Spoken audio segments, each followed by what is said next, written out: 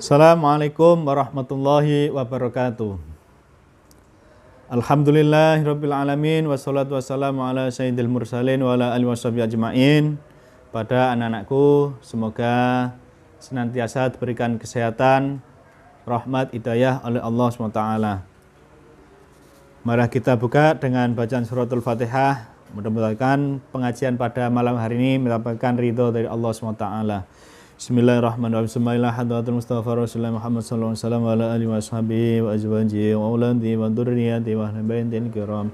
Khususan la jal masyayikh muassis fil mahbar ulum kullihim sallallahu hadrati Bayi Abdul Wahab Asbullah sallallahu hadrati Bayi Asyam Musyin wa sallallahu ila mu'alif hadzal kitab asy-syekh Abu Suja bin Hasan Ahmad. Lahmul Fatihah. A'udzu billahi minasyaitonir rajim. Bismillahirrahmanirrahim. Alhamdulillahi rabbil alamin arrahmanir rahim maliki yaumiddin. Iyyaka na'budu wa iyyaka nasta'in. Ihdinas siratal mustaqim. Siratal ladzina an'amta 'alaihim ghairil maghdubi 'alaihim waladdallin. Bismillahirrahmanirrahim. Qala mu'allif rahimallahu wa nafa'ana bihi wa bi ulumihi wa amadana bi asrarihi wa ata alaina bi barakatihi amin ya rabbal alamin.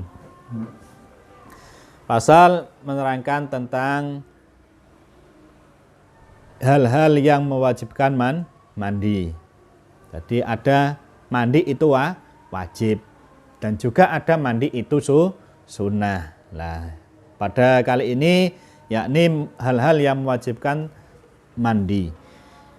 Ayhadza faslun utawi iki ku fasal walladzi utawi perkara yujibul husla kang majibake alladzi ing adus iku sitatu asya'a 6 pira-pira perkara salah satun utawi kang telu iku tasdariku sekuton fiha ing dalam telu ar-rijalu sapa ar-rijalu wong-wong lanang wan nisa ulan wong-wong wadon wahia utawi telu iku iltiqaul hitanaini tenemune pasunatan loro wa injalul manni lan matune mani wal mautulan mati wasala satun utawi kang telu iku tahtasu tertentu biha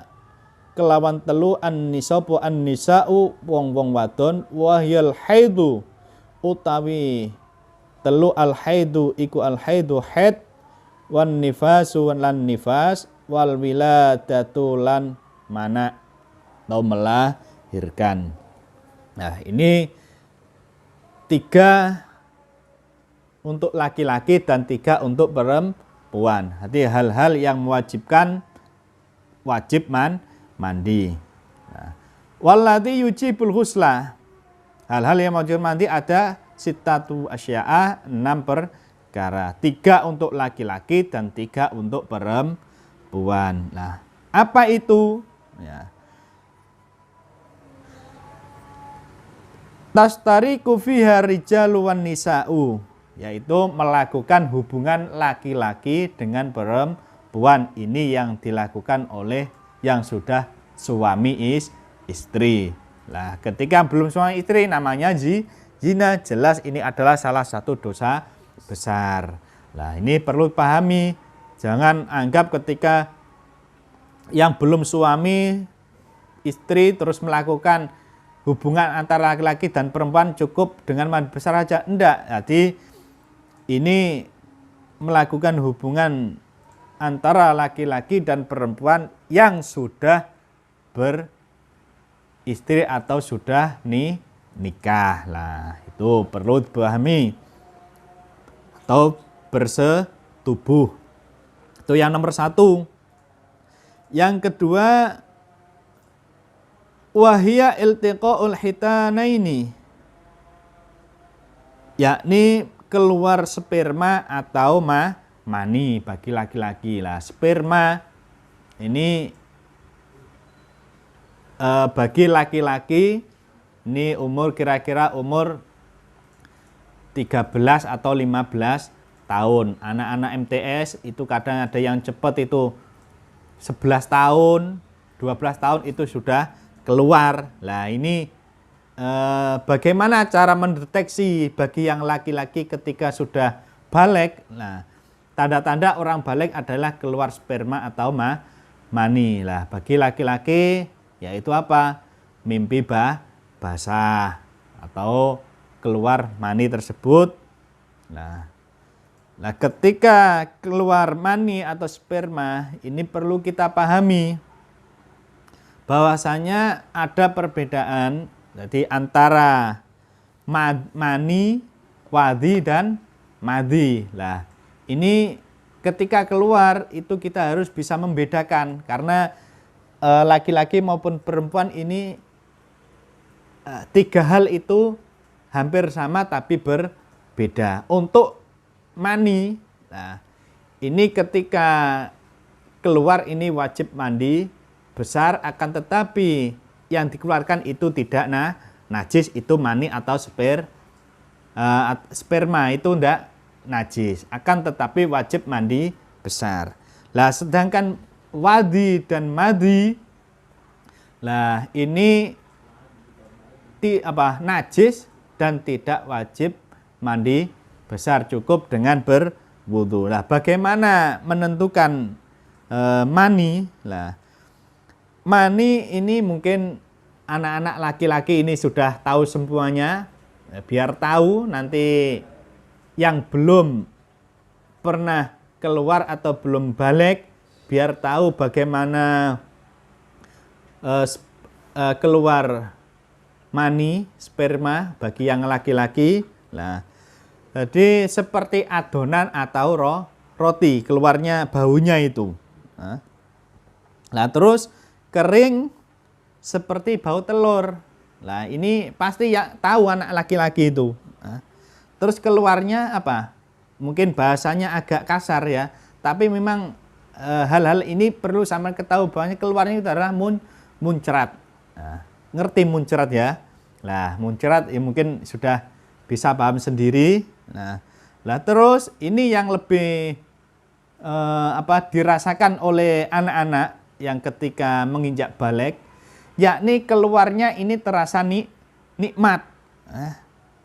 Akan tetapi ketika nikmat ini sudah dirasakan, setelahnya itu syahwat atau dzakar kita itu akan lemah, lemes. Tapi sak durunge metu ini rasane iku enak. Lah, itu adalah mani. Lah, sedangkan wadhi ini adalah cairan putih bening lengket yang keluar ketika kondisi syahwat.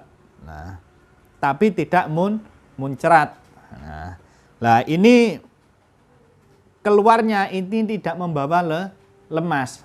Nah, kalau beda dengan sperma tadi, habis keluar lemas, akan tetapi madhi ini tidak lemas. Nah, bagi laki-laki maupun perempuan ini keluarnya tidak terasa, akan tetapi ketika keluar ini bisa membatalkan wudu dan juga najis. Nah, ini madhi. Nah, terus ada lagi wadhi. Wadhi ini adalah cairan putih kental, keruh, tidak bau, mirip mani, kental tapi keruh bedanya. Nah, biasanya wadhi ini keluarnya ini bebarengan dengan ketika kencing. Nah, ketika kita kencing, sebelum maupun setelahnya itu kadang-kadang keluar cerut. Nah, itu biasa 1 tetes atau 2 tetes. Itu keluarnya seperti itu. Lah, ini adalah yang dinamakan wadhi. Nah, biasanya seperti itu.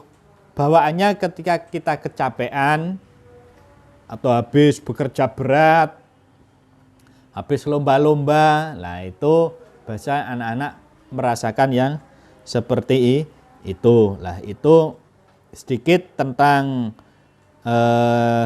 keluarnya sperma atau mani, biar nanti yang belum balik bisa membedakan antara mani, wadhi dan wadhi. Nah, terus yang mewajibkan mandi yang ketiga yakni meninggal. Nah, meninggal ini yang memandikan adalah keluarga atau orang lain. Jadi ketika kita mati ya tidak bisa mandi, tapi yang memandikan adalah orang lain. Nah, itu baik laki-laki maupun perempuan itu seperti itu. Sedangkan ini ada lebih khusus lagi bagi perempuan. Wasalah satu tahta subihan nisa'u wahyal haid wan nifasu wal wiladatu. Ada hal-hal khusus bagi perempuan. Ini lebih berat lagi di samping perempuan itu 3 tadi, yakni persetubuhan, keluar sperma atau mani, dan meninggal. Ada tambahan lagi yakni haid, nifas, dan melahirkan. Nah, haid ini jelas otomatis bagi perempuan ini pasti mengalami yang namanya haid. Biasanya ketika adik-adik yang perempuan ini biasanya umur 9 atau 10 tahun. Ini pasti sudah mengalami yang namanya haid. Untuk anak MTS ini mungkin ada yang sebagian sudah haid, sudah balik, dan ada yang belum. Lah itu biasanya kisaran umur 9 tahun. Nah, 5 ini adalah nifas. Dan melahirkan ini khusus bagi ibu-ibu yang setelah melahirkan. Nah, ini wajib mandi besar. Nah, itu nanti nifas dan melahirkan itu nanti biar dibahas di bab kitab selanjutnya ketika kita sudah aliyah, itu lebih rinci lagi di Fathul Qorib, itu ada bahasan sendiri. Nah, sedikit tentang haid bagi anak-anak perempuan perlu dipahami ya. Nah, haid ini kurang lebih ketika paling sedikit paling cepat itu adalah 1 kali 24 jam. Jadi ada yang paling cepat haidnya itu 1 hari 1 malam sudah selesai. Akan tetapi juga ada yang sampai 1 minggu, ada yang sampai 15 hari. Nah, ini perlu sampai pahami untuk anak yang MTS, paling cepat 1 hari 1 malam, paling lama ada 1 minggu sampai 15 hari. Nah, lebih dari itu karena ini menurut pendapat ulama. Nah, jadi bukan menurut saya, jadi menurut kitab, menurut ulama itu adalah bahwasanya masa haid itu adalah 15 hari. Lah, ketika sudah dari 15 hari ini ada yang dinamakan dengan darah istihadah atau darah penyakit. Lah, ketika sudah 15 hari ini kita wajib mandi besar dan juga kalau bisa diperiksakan ke dokter biar tahu darah yang keluar ini bagaimana, penyakit atau apa. Nah, ini segera diperiksakan, matur di mbak-mbaknya biar diantarkan pengurus.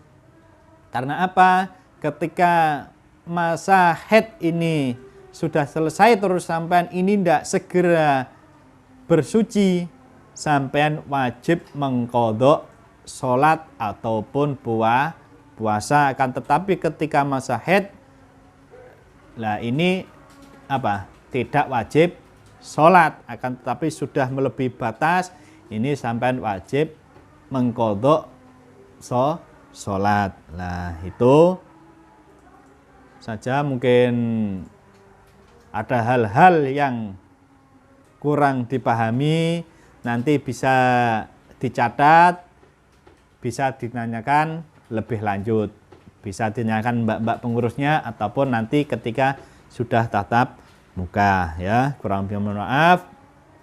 Marilah kita tutup dengan bacaan penutup majelis. Bismillahirrahmanirrahim.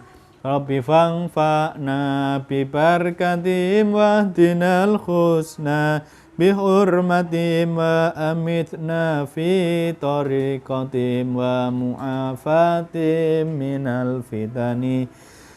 Assalamualaikum warahmatullahi wabarakatuh.